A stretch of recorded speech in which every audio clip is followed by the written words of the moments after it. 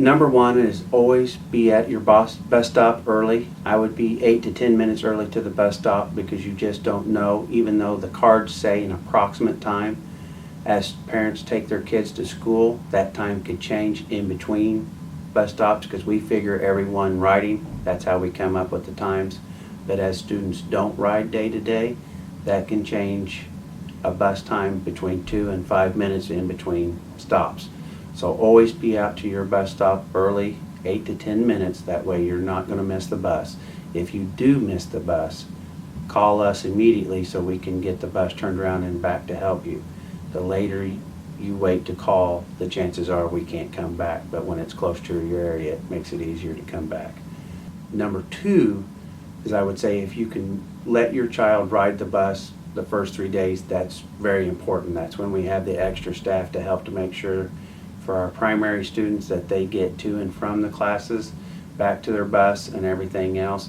The second week we don't have that help, so it's harder on the students to make that transition if your parents bring you to school the first week, as to where if you ride the 7th, 8th, and 9th, it'll be a lot better for them. So that's number two. I would let all students ride the bus first week. Don't take them to school. Our third tip, if you want to talk to your bus driver and give them your personal information to build that relationship, I can tell you that these bus drivers picked these routes this year. This will be our last route selection. So these bus drivers will be on these routes for several years to come.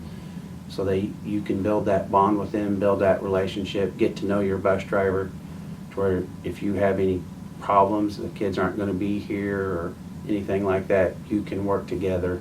And I think that will build a strong bond and a good rapport for years to come.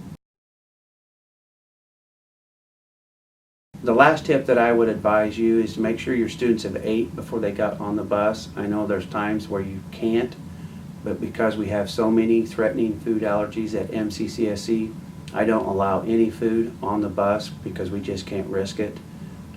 We have over 400 kids that have life-threatening food allergies. So there's no food allowed on the bus.